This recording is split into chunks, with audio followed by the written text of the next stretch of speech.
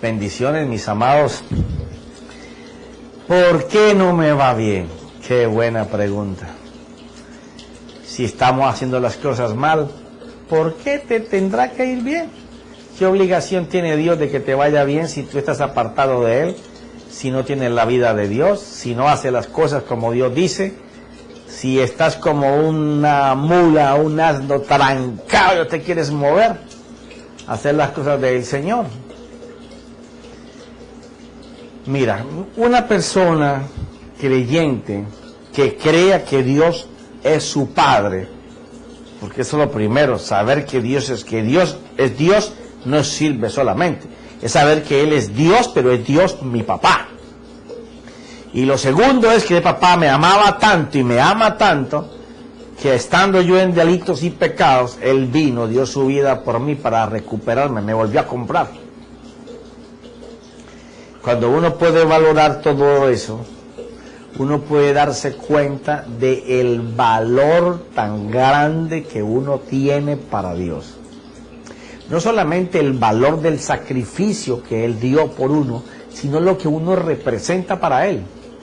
Tú te has puesto a pensar qué tú tienes y qué tengo yo, que Dios lo vio de tanta valía, que vino aquí a la tierra por ti y por mí. Solamente esa pregunta debería de ponernos a nosotros a reflexionar si es que de verdad valemos tanto que Dios dejó su trono, siendo que con un dedo lo hizo todo, y con sus dedos dice que formó los cielos, y Él dejó todo para que Él vio en ti y en mí algo que nosotros teníamos que a Él le encantó, y dijo, y esa alma yo la quiero, esa alma me encanta, me gusta. Y aunque Él murió por todas, Él ya sabía que muchas de esas ni siquiera lo iban a voltear a mirar, pero por las que sí lo iban a amar, por esas Él vino. Entonces un hijo tiene que saber que ese valor cubre el pecado y el delito que él cometió, pero que hay un pecado que cobija todos los pecados, que es el no creer que Él quita el pecado del mundo, que eso es lo que impide que la gente llegue a Dios. Un creyente debe tener eso tan claro como el ABC, porque el juicio, cuando se hizo juicio a la deuda, el Señor dijo, yo la pago. Y entonces Él, al pagar mi deuda, ahora yo estoy en deuda de gratitud, de amor y de servicio a Él por lo que Él hizo por mí. Pero no solamente eso, sino que Él me da las armas para que yo pueda estarle agradeciendo, sirviendo y amándolo. Y cada día más. Sino que también le hizo juicio al que te estaba enjuiciando a ti por el pecado. Y lo halló culpable y lo derrotó y le ganó. Pero por el amor de todos los que faltan por entrar, todavía Él no ha desatado su castigo final contra ese enemigo de Dios llamado el diablo, o Satanás, o Luzbel, con todos sus demonios.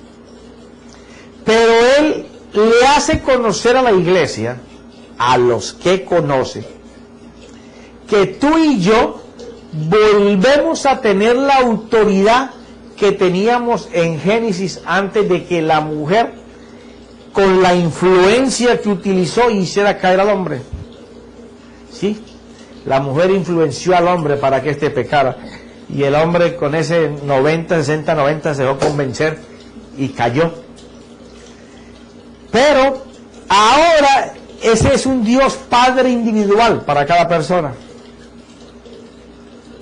Y entonces Él quiere que el hijo y la hija regresen allá al principio a su imagen y semejanza, cuando ellos tenían dominio sobre toda la naturaleza, e incluyendo a la serpiente antigua, porque ella estaba incluida en el plan del dominio de la creación de Dios sobre ella.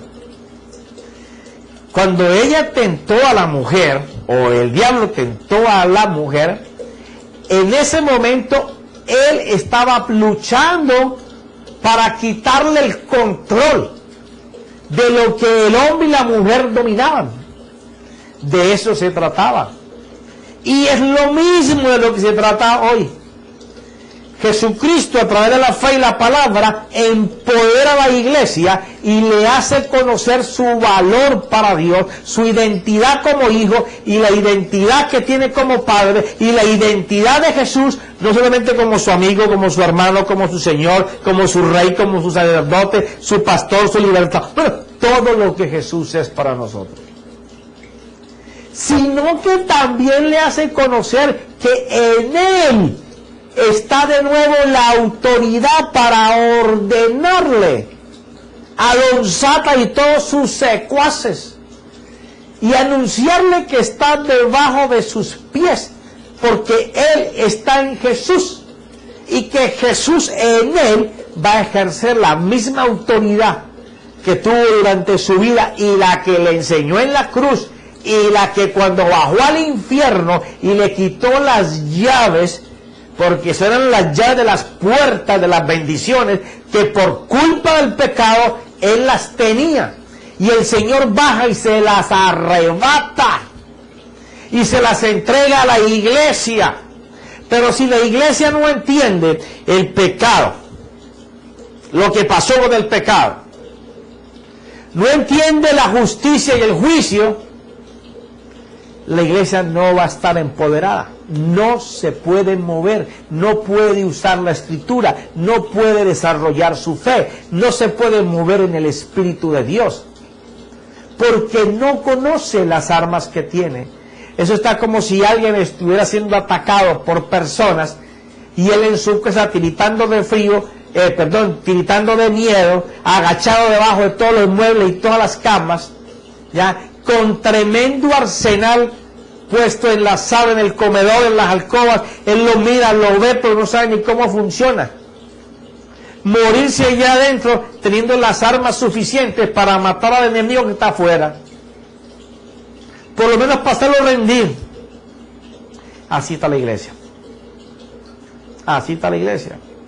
Cuando tú vas a Hebreos 6:13 y el Señor comienza diciendo que Él, no teniendo por quién más jurar, juró por sí mismo que la promesa que había hecho a Abraham de bendecirle con abundancia, ¡wow!, y multiplicarlo grandemente, que esas dos promesas que había hecho le pertenecían a los hijos de fe, que eres tú y yo. Y dijo, mira muchachos, para que ustedes sepan de que yo voy a hacer eso y tengan la confianza de moverse sabiendo que yo los quiero bendecir para que ustedes bendigan, porque el único que bendice siendo bendecidor o es bendecidor es porque es bendecido. Usted no va a dar lo que usted no tiene. Usted no se puede multiplicar si ni siquiera tiene uno. Usted necesita uno para poder multiplicar a dos. Y si eso es así, dependemos de tener la confianza en que Él lo haga. Y Él dice, juro por mí mismo. Ay, es que eso es maravilloso. Que yo te bendeciré grandemente para que tú seas de bendición. Y te multiplicaré para que tú seas un multiplicador. ¡Wow! Y juro por mí mismo que lo que te estoy diciendo, yo lo voy a hacer. Yo voy a ser fiel a lo que te he prometido. Pero tú necesitas conocer estos principios que te estoy compartiendo, y algo muy importante por lo cual no podemos ni siquiera orar, ni meditar, ni pensar, ni reflexionar en la palabra, sino que nos dejamos envolver por las circunstancias de la vida. ¿Usted no se ha dado cuenta que en momentos difíciles, qué difícil es orar? ¿Se da usted cuenta de eso? Pues si usted se ha dado cuenta, como yo me he dado cuenta muchas veces, ¿sabe qué quiere decir eso? que me ha hecho falta gastarme para Dios, porque he dejado que pensamientos inicuos, perversos, malos, que no pertenecen a la vida de Dios, estén en mi mente. Y entonces ellos están rotando alrededor de mi mente, y esos pensamientos me vuelven a llevar a condenación por cuanto no estoy en Cristo Jesús. Entonces, estaba libre, me hacen libre, pero yo mismo me meto en condenación. Entonces opté para cerrar esa puerta y no estar ventilando pensamientos malos. Yo no te estoy diciendo que tú tienes que hacerlo. Yo, porque posiblemente tengo más debilidad que tú. Yo ni veo radio. Esta página está en el internet porque la gente navega y ahí tiene que haber una trompeta de Dios que hable, pero yo no veo internet. No veo televisión. No leo ni revista ni prensas. Porque todos ellos lo que les importa es meterte terror y miedo para poder vender sus programas. Anda tú y mira como esa noticia que salió que me contaban. Un hombre que iba a la iglesia estaba abusando de sus hijas o una hija, no sé.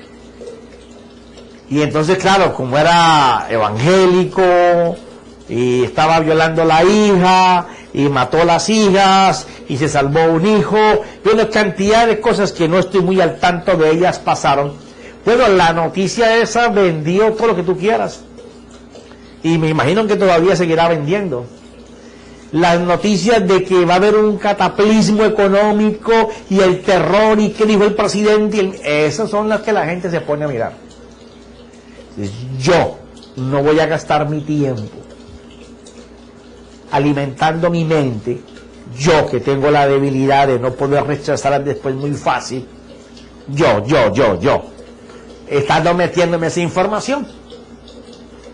Yo lo que hago es que las desecho, pero me coloco en mi mente pensamientos de Dios que dice que me bendecirá, que me prosperará, que me defenderá, que no habrá nadie que me pueda hacer frente en los días de mi vida, porque Él, mi Señor, mi Redentor, va a estar conmigo, que Él va a luchar las batallas. Yo le hablo a las circunstancias adversas que se me van presentando en la vida y les hablo con la autoridad y el poder que me da de yo vivir en Cristo Jesús, porque la palabra tiene que cumplirse. Si Él dijo que Él la iba a cumplir y juró por Él mismo, yo me lo he creído y estoy aquí y tenemos este programa para comunicarte para que tú lo creas. Y me imagino que habrán miles de programas más a los cuales tú puedes ir a hacer lo mismo.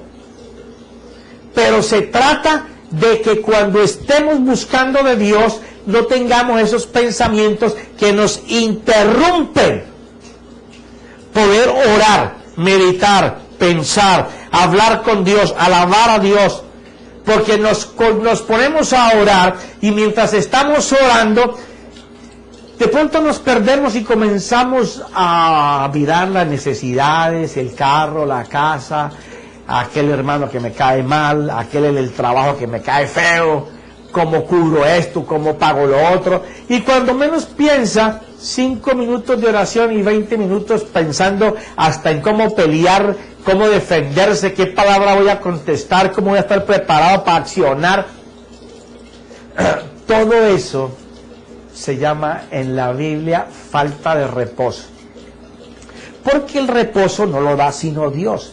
Usted ve una persona en angustia, usted ve una persona afligida.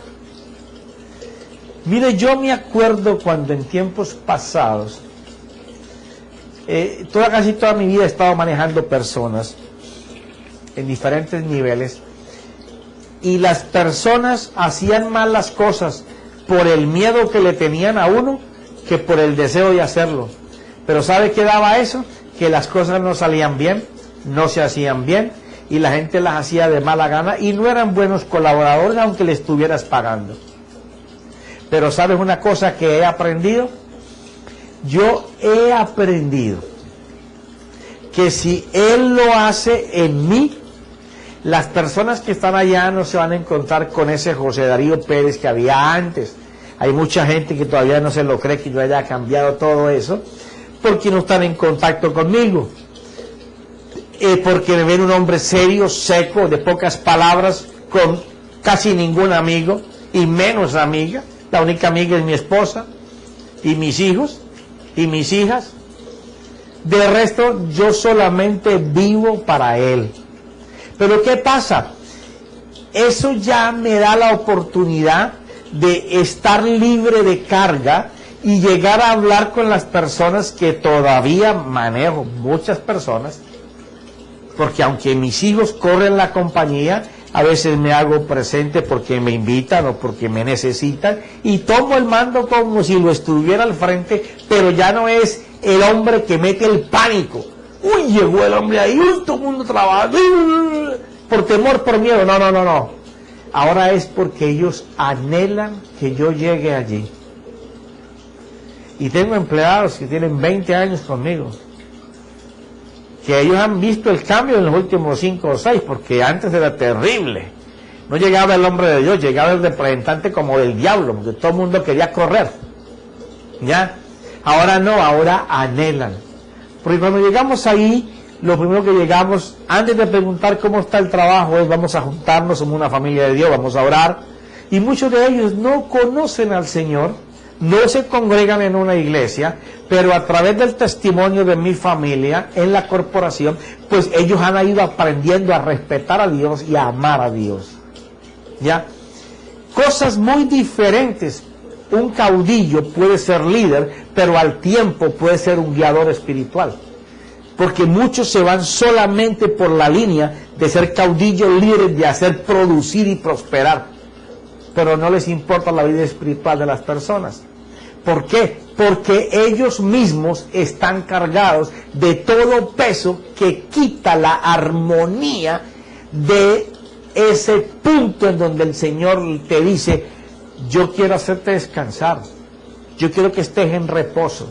Pero para ellos el descanso y el reposo son las cosas que no han podido quitar de su mente, que los atropella y los aflige. Entonces el apóstol, en hebreo, el apóstol Pablo, porque yo sigo pensando que el apóstol Pablo, aunque haya mucha duda de que haya sido Lucas quien lo escribió, yo me voy más por el apóstol Pablo, por las maneras como él le habla a los hebreos, ya que cuando miramos el Evangelio de Lucas y Hechos, que es garantizado que fue escrito por Lucas, pues el griego, el sistema de lenguaje escrito griego es demasiado rico para compararlo con hebreos. En hebreos hay algunas pocas terminaciones, pero el lenguaje en que se escribió es más rudo. Y si a mí me enseña Lucas y me enseña Hechos, que el mejor griego de todo el Nuevo Testamento con que fue escrito fue con el que escribió Lucas, ya que era un médico, pues no tengo por qué creer que Lucas escribió Hebreos. La única es que la haya escrito Pablo. Y Pablo, como tenía sus escribientes, ellos iban haciéndolo en la medida que Pablo les iba dando. Entonces, pero Lucas o Pablo, el que lo inspiró fue el Espíritu Santo. De modo que vamos a echarle la firmita al Espíritu Santo. Y dice lo siguiente en 11:39. Y todos estos, hablando de todos los héroes de la fe, y todos estos, habiendo obtenido aprobación por su fe, que toda la gente que se narra en el cartel de los famosos de la fe, en Hebreos capítulo 11, todos dieron testimonio de haberse movido creyéndole a Dios, y eso es fe, porque eso es lo que hemos venido hablando en esta serie. Tú tienes, y en la anterior también, la fe tiene que ser puesta en que Dios hace. Esta gente no tenía escrituras, no tenía tantos libros como nosotros para coger promesas. Ellos tenían que creerle que Dios lo iba a hacer, y esa es la verdadera fe.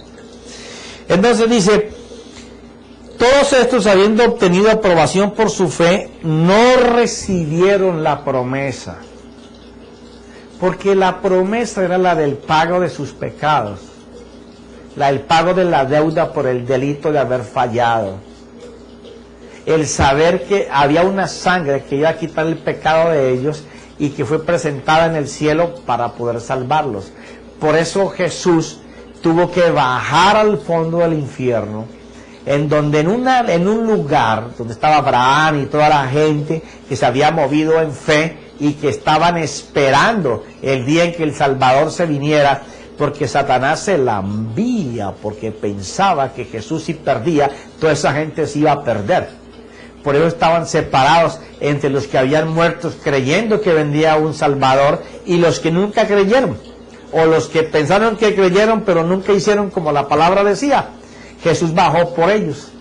Entonces, por eso dice la Escritura de que ellos no habían recibido la promesa aunque se habían movido por fe. Y el 40 dice, porque Dios había provisto algo mejor para nosotros.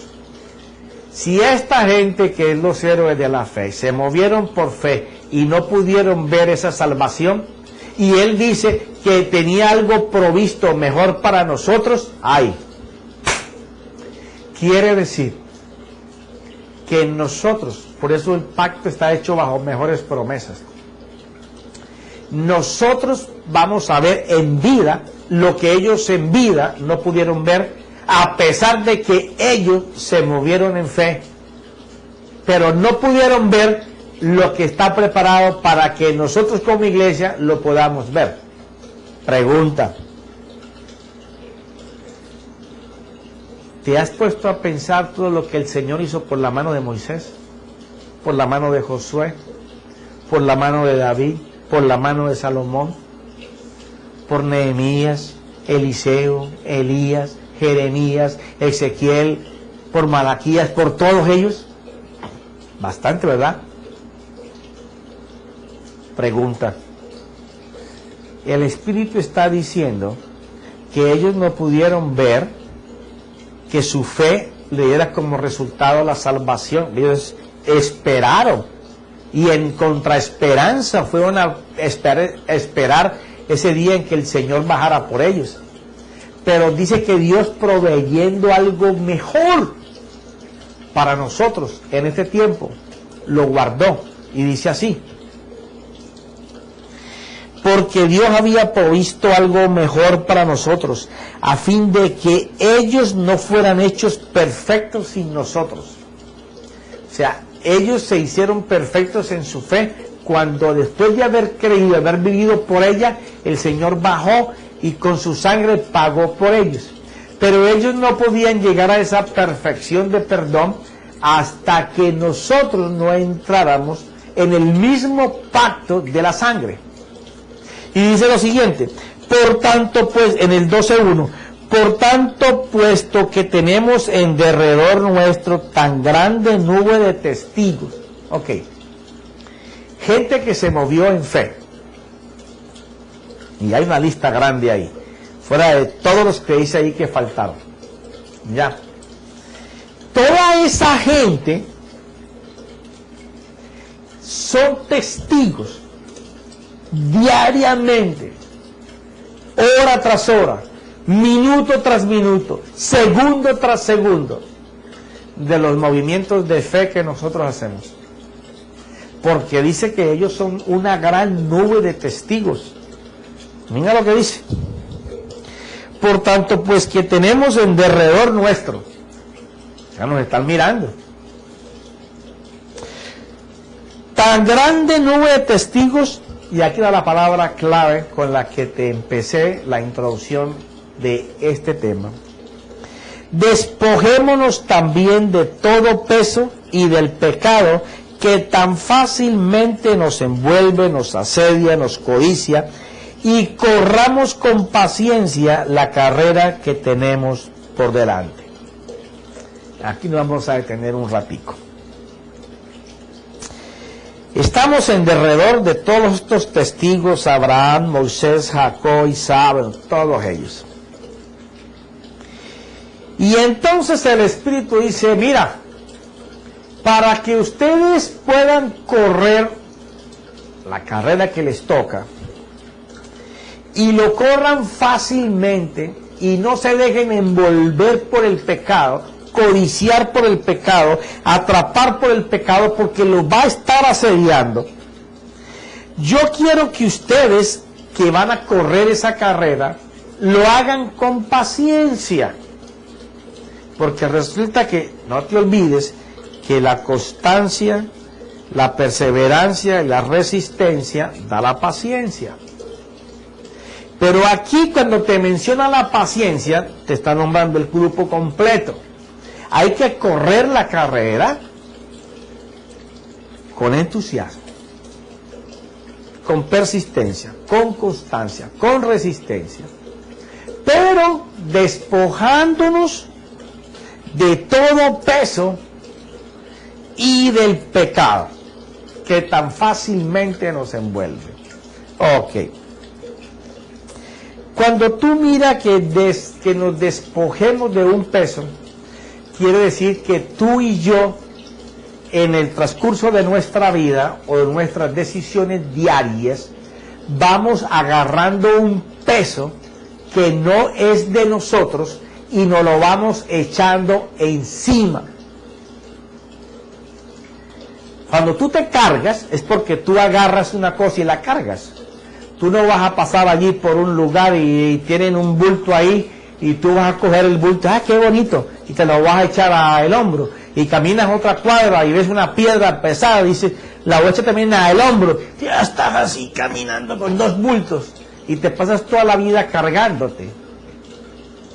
Cuando aquí dice que nos despojemos de todo peso, es que alguien o tú te estás colocando peso o aceptas cargar el peso que te está impidiendo caminar y correr. Y fuera de que agrega el peso, agrega el pecado. Ajá. Está interesante, ¿verdad? Esas son las cosas que no dejan que cuando tengamos que buscar de la presencia lo podamos alcanzar. Esas son las cosas que cuando tenemos que ir a hacer que la fe funcione, no funciona porque estamos cargados de todo peso y de pecado. Porque regularmente cuando te cargas de peso, el peso trae pecado. Profeta, explíqueme eso. Claro que para eso estamos en esta serie. Porque se trata de ¿por qué no me va bien? Y una de las cosas por la que no nos va bien es que tenemos mucho peso y el peso trae consigo pecado, y lo que vamos a descubrir es que la mayoría del peso que tú te echas no es ni tuyo, es el peso de otros. Ay, ay, ay. Mira, despojarse es separarse, poner lejos, dejar de hacer cosas que no son tuyas, pero que tú quieres hacerlas para ayudarle o para mostrarte que estás sirviendo, y no que no debamos de servir. Quiero ser bien claro en esto, porque mira lo que dice la Biblia en Santiago, capítulo 3, creo, porque no quiero que se me tuerzan, pero tampoco quiero que sigan con joroba. Santiago, capítulo 4, versículo número 17. Aquel pues que sabe hacer lo bueno y no lo hace, le es pecado. Para que no vayas a pensar después de que yo te estoy hablando de que servir y saber hacer lo bueno para lo que Dios te mandó. Por ejemplo, dice Romanos en capítulo 12 del versículo 6 hacia abajo, que cada cual use en servicio lo que Dios le da. Por eso Santiago dice que si lo que Dios te da para hacer tú no lo haces, sabiéndolo hacer, es pecado. No estoy hablando de eso porque entonces ¿cómo serviríamos a Dios? Estoy hablando es de cuando te dejas poner el peso de otra persona encima. Y fuera de eso andas cogiéndole el peso a todo el mundo encima. Llega un momento en que te agota estar cargando el peso de otro, el que te has echado, y comienzas a renegar y a maldecir de estar cargando el peso o el que te pusiste voluntariamente o el que te pusieron. Y entonces vienen las raíces de amargura, viene el malestar, viene la riña, viene la pelea y comienza a entrar el pecado. Por eso el Espíritu dice que te envuelve tan fácilmente. Mira esto. es separar, poner lejos, dejar de hacer, desechar lo que antes tenía valor. Ay, esto sí que es doloroso. Tú sabes que, no, es que yo toda la vida he sido así, yo toda la vida me he visto mis novelitas, yo toda la vida me gasto, tú sabes, una terapia, verme las películas. Tú sabes, los tiritos y las balitas esas, y los carros de carrera, eso como que me hace descansar, hermano. Tú sabes, cuando yo llamo a fulano y me pongo a hablar con él, me disipo, se me va el tiempo. Sí, pero es que fulano cuando te llama, lo que te mete es a toda hora los problemas de él, los problemas de los familiares, y tú lo sigues aceptando a pesar de que tú le das las fórmulas de Dios para que cambie, y no cambia. Pero tú lo sigues, pobrecito, es que hay que ayudarlo, y llevas meses aconsejándolo y no cambia. ¿Sabes qué estás haciendo? Tú mismo estás aceptando ponerte el peso de sus culpas, de sus pecados, de sus errores en tu mente, en tus pensamientos. Tú mismo estás aceptando ponerte cargas. Cuando nosotros estamos haciendo algo y nos dicen, ¿puedes hacer esto otro? Y nosotros, por no saber decir sí o no, nos ponemos a hacer eso, sabiendo que el tiempo está limitado. Entonces después ese nuevo oficio, ese nuevo compromiso te va a meter presión de tiempo, presión de carga, te va a meter presión de energía, te vas a sentir agotado y después estás maldiciendo porque no tienes tiempo. Y entonces llegas a la carrera, a los oficios tuyos, a los personales, y a toda hora, cuando tú menos vienes a ver, eres una centrífuga de problemas y de soluciones, de vagos que no hacen lo que tenían que hacer y tú te los estás cargando. Eso se llama peso. Ay, ay, ay. No, es que tenemos que darle con mandaria, mijito. Usted tiene que estar libre para Dios. Mire lo que dice Gálatas. Déjeme vaya de Hebreos, que vamos apenas empezando en la introducción. Ya terminó el tiempo. Ay, apenas estábamos introduciendo y ya se me acabó el tiempo. Qué cosa.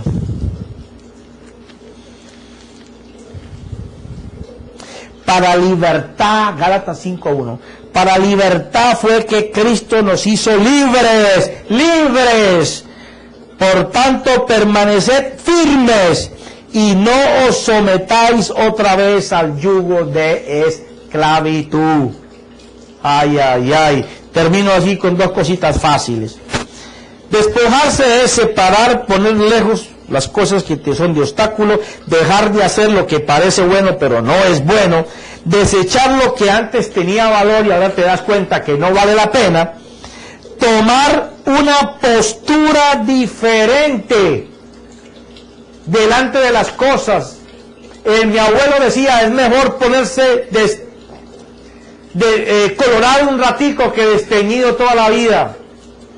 Dice lo siguiente: acumular deberes que te meten bajo la obligación por no decir sí y no. Por el deseo de servir nos encontramos cargados con cosas que nos estorban y nos sacan de nuestra carrera porque un poco de vagos no las quieren hacer.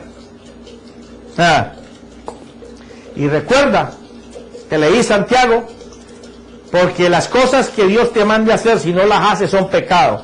Pero cuando haces el oficio de otro, tú estás siendo atado por cadenas que no son de Dios, de vagos perezosos que queriendo hacer las cosas se van a rascar el ombligo a su casa y te las ensartan a ti. Pero después seguimos porque me estoy poniendo caliente.